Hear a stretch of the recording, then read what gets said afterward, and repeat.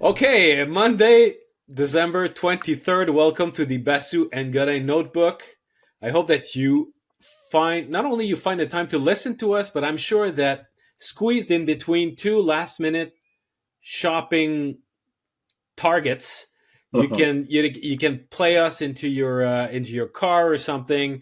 We're happy to accompany you in this last minute urge that you have, and we'll have to deal with our own after. Right after this, yes, we will be. As I just told Marc Antoine, I was like, we got to record this, and then I have to go do Christmas. Yeah, So, December that's 23rd, Christmas Eve.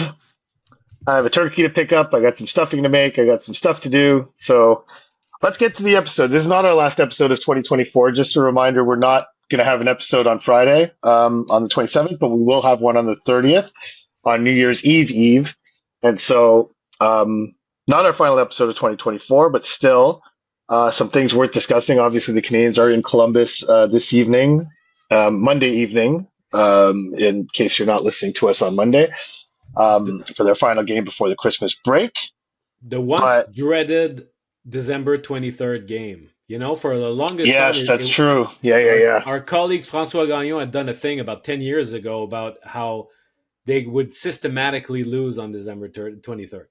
Right. Well, this team is looking for their first four-game winning streak in a very long time, since kind of the early days of Martin St. Louis as head coach of this team. So, um, regardless of whether We had an episode not too long ago called "Going Streaking," and we emphasized the importance for the Canadiens to go on a winning streak because that was the proper time in their schedule before it got too crazy. That if they wanted to bank points, that was the right time to do it. They're almost there. They won three they're out of almost there. four, and we'll see what happens on Monday night. Yeah, so regardless of that, Sam Montembeault was playing Monday night. He played both ends of a home and home back to back with Detroit. Detroit used both their goaltenders in that series. Maybe we're second guessing that decision when the result Saturday was what it was. Alex Lyon was horrendous in that game. Yeah. Can't imagine Cam Talbot would have been much worse. He wasn't actually much better the night before in Detroit. Pretty generous, both goaltenders, but the Canadiens were full value for the two wins. A lot of questions about Cayden Primeau. Prior to that game in Detroit, Martin St. Louis asked if he still feels Cayden Primeau can win him some games. Yeah. He did not appreciate the question. Said, "I'm coaching to prepare a game." Got pretty tense. Said a choice word as he left the scene, the scrum. But starts with a totally T, ends valid. with an ac. Yeah, starts with a T, ends with an ac, and has Abern in the middle. But totally valid question, totally fair question. Probably not one that he was prepared to answer, an hour and a half before a game, but still. And also, the answer was in the decision. The decision to play Sam Montembeault on back-to-back nights, that answers the question. He's not. Cayden Primeau has lost the confidence of his coach for now. It's up for debate whether this, obviously the Canadiens can't put Primeau on waivers. There's a holiday roster freeze in effect right now. Jakub Dobeš recently came back from injury. He had missed a couple of weeks. Came back against Belleville, 31 saves on 32 shots, played very well. Connor Hughes had himself a good game against Springfield. So after having played a series of not so great games, you have to believe the Canadiens are going to be willing, coming out of the break, once the roster freeze is lifted, are going to be willing to put Cayden Primeau on waivers this time and roll the dice. That's what I would do. Mm-hmm. I think we've been saying that for quite some time, but now the situation has become somewhat untenable.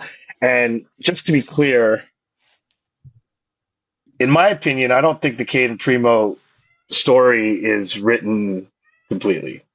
And I've said it a lot on this podcast, and I'll say it again. I will never write a goalie off because Charlie Lindgren is an excellent NHL goaltender, and he's proven me to be an absolute terrible forecaster of goaltending fortunes. So we'll Anthony see what happens with Stolars. Cayden Anthony Primeau. Stolars recently is also another good story. He was Yeah, the first half of his career. It was basically a number three goalie, and he's been. I mean, when he's been healthy, he's been really good the last couple of years. So he's he's another he's example. he's been tremendous this year. I mean, honestly, and Yeah. even last year was probably the best backup goalie in the NHL, which is why he got signed by the Canadiens. So yeah, I don't think there's any necessarily any finality to what's happening with Primo, but yeah, it's a thing. It's definitely something that they need to address because I can't see him. Well, I shouldn't say that. I don't know if he'll get another start before he gets put on waivers. Maybe they give him another chance. Maybe let him reset a little bit. But I don't know. How do you read all this? I feel like he should be in Laval getting some action, and one of Dobesh or Hughes should be in Montreal trying to secure that number two position. Yeah, I think so. I think if there was a moment so far in Primo's development curve where putting him on waivers would give him the least amount of chance to be acclaimed, it is Mm. now. So Yeah. it's tricky though because there's going to be before that before the roster freeze is lifted. If I'm not mistaken, well, no, they're going to be okay when it comes to their back to back in Florida. Um, I think it's a situation where when the coach so clearly establishes that he has lost faith for the time being in his goalie, and I would argue also that the Canadians, the players, don't play the same when Primo is behind them. Mm. Um, then this is in a situation where the team wants to be competitive, wants to play the meaningful games, wants to be in the mix, etc. There are some opportunities that are at your disposal in order to do that. And changing your backup is one. I am not entirely sure though that Dobesh would be much better than Primo. Like, is he ready for NHL action? Maybe we could try. Uh, but I think that a more promising way would be to try to find someone as a rest of season acquisition on the trade market, um, because you don't want to repeat the same issue by bringing up Dobesh maybe too quickly compared to to his true development, what his development asks for. That's what happened with Primo, and he's never recovered exactly from 2 years ago when it was from those pandemic days. The year, basically the months before Kent Hughes was summoned as GM, but Gorton was already there, and it was a wreck whenever we saw Primo playing in an AHL game. He did not belong. So it was Mhm. encouraging last year, but I'm just concerned that if you turn to Dobesh to say, okay, we need to fix that backup goalie position, and you're going to be trusted with that mandate, that it might be a lot for him. So he's probably going. Listen, it's hard to envision a goalie who in the NHL would play worse than Primo has done so far this season. So any change would be a welcome change, but I would probably rather see the Canadians try to find in an organization who's got three goalies someone who could help them out, and yeah, rather than turn to Dobesh right away. I think I would, yeah, I would do it the other way around. I don't think you're going to destroy Dobesh if he comes and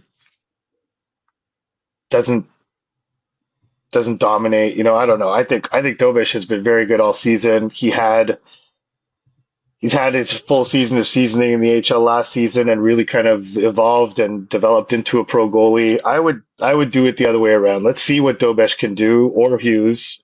Yeah. even though Hughes has struggled of late. His last start was excellent. He only gave up a goal just yesterday, if I'm not mistaken, yesterday afternoon.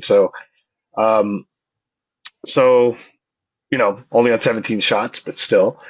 And I've always been leaning Hughes because of what you just said. Because Dobesh is more important to the Canadians' future at the position than Hughes is. And so if Hughes comes up and shows he's not NHL caliber, not the end of the world.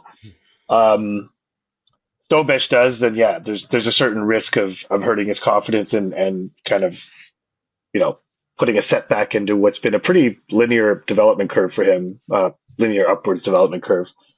But I would go that route before the trade route personally myself. See what you have in house. I think Dobish has earned an opportunity. And as I mentioned, I'm curious about Hughes. Let's see what if there's anything there. Look at it as an opportunity. And yeah, like there's back-to-back games coming up this weekend in Florida, and the roster freeze lifts on the 27th at midnight, basically. So, um, they could. I don't know what the rule is. Can they like? I guess they could call up one of Hughes or Dobish and have him waiting in the wings, and then officially put Primo on waivers on the 28th. I guess when they're already in Florida. Well, Um, they got 22 guys, so they yeah, don't even have to send Primo down. yeah, that's right, exactly. So that's what I would do. I mean, I would give the guys one of the guys in Laval a shot, and of the two, even though he hasn't been as good, um, I would probably lean Hughes Mm-hmm. first. But it's it doesn't seem to me like you're not in an ideal leverage position. I mean, the last time the Canadians were in a position like this, they wound up with Andrew Hammond, basically. Um, Yeah, and so yeah, and that was they, like early days. That was I believe that was Jeff Gordon's. I don't even think Ken Hughes was hired at that point. I believe that was Jeff Gordon's first trade, if I'm not mistaken. Um, so yeah, that's the type of goaltender you're looking at on the trade market in this situation. I feel like there's two viable options in Laval. Why not see what you have there first?